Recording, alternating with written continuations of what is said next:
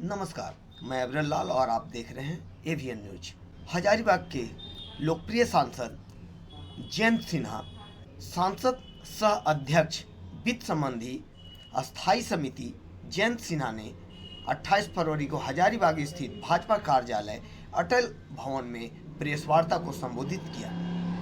उन्होंने इस दौरान पिछले 10 वर्षों में हजारीबाग लोकसभा में आए परिवर्तन के विषय में विस्तार से बताया। अध्यक्ष श्री विवेका जी, हमारे हजारीबाग लोकसभा के चुनाव समिति के संयोजक श्री टुन्नू घोष जी, माननीय सांसद प्रतिनिधि संयोजक श्री सुरेंद्र सिन्हा जी, तो हम लोग विकसित हजारीबाग के दौर पे चले हुए हैं। उसमें मैं मानता हूं कि 4-5 काम बहुत जरूरी हैं और उस पर हम लोग एकदम प्रतिबद्ध हैं। पहला काम जो जैसे मैंने बताया, माननीय प्रधानमंत्री जी का कहना है कि हमारे देश में सिर्फ 4 जाति हैं। गरीब, जिनके लिए हम लोग हर बुनियादी सुविधाएं देंगे, युवा जिनको हम लोग विश्व स्तरीय शिक्षा देके रोजगार देंगे, अन्नदाता जो हम लोगों के लिए दिन रात मेहनत करते हैं उनको हम लोग हर साधन देंगे, हर आधुनिक टेक्नोलॉजी देंगे जिसमें उनका उत्पादन बढ़े, और हमारी नारी, हमारी माताएं बहनें, हमारी बेटियां जिनको चाहे हम आरक्षण का हम लोग लाभ दें, जिनको हम लोग महिला मंडलों के द्वारा उनको हर साधन दें।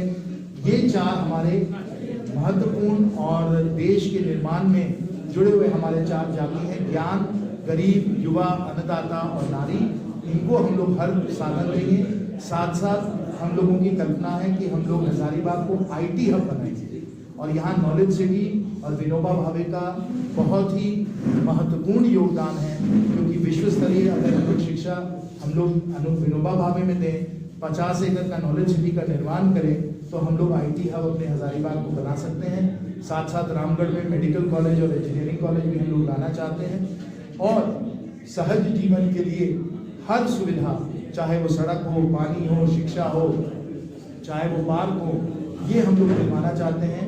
ये डीएमएफटी के द्वारा भी हम लोग करेंगे और अन्य जो केंद्र की योजनाएं हैं इनके द्वारा सहज जीवन के लिए ये सब भी हम लोग काम करेंगे। अगले कार्यकाल में आप सबका आशीर्वाद मिलता चला जाएगा और हम लोग विकसित हजारीबाग बनाते चलेंगे। जनता से निवेदन किया है कि जो हमारे परम आदरणीय प्रधानमंत्री जी का सपना है कि हम लोग 2047 तक एक विकसित भारत बनाएं, उस सपने को साकार करने के लिए हम लोग जन भागीदारी के द्वारा हम लोग अपना संकल्प पत्र, अपना चुनाव का मैनिफेस्टो बनाना चाहते हैं।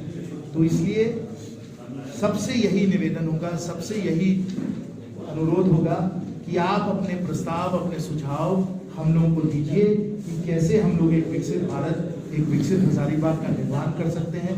ये विकास का आंदोलन माननीय प्रधानमंत्री जी के नेतृत्व में चल रहा है, इसमें जन भागीदारी बहुत ही अनिवार्य है।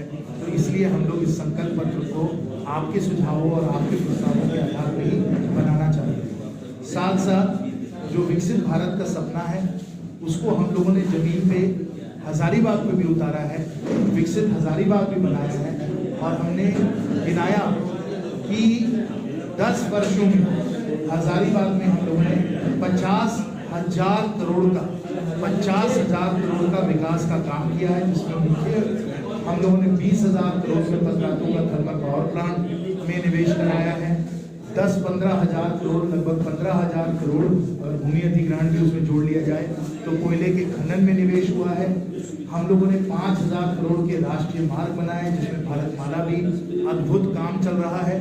4,000 करोड़ हम लोगों ने रेलवेज में डाले हैं, करीब 2,000 करोड़ मेडिकल कॉलेज में गया है।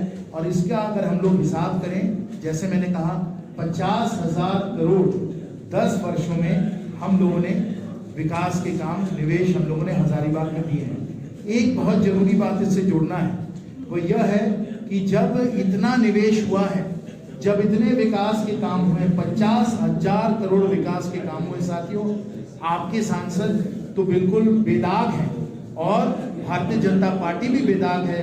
इतना जब पैसा क्षेत्र में आया है तब भी हम लोगों ने ईमानदारी से काम किया है, बेदागी से हम लोगों का काम किया है। कभी भी कोई आरोप नहीं हुआ है कि इस प्रकार से विकास की हम लोगों ने राजनीति की है। हम लोगों ने काम किया है, हम लोगों ने कमाई नहीं की है।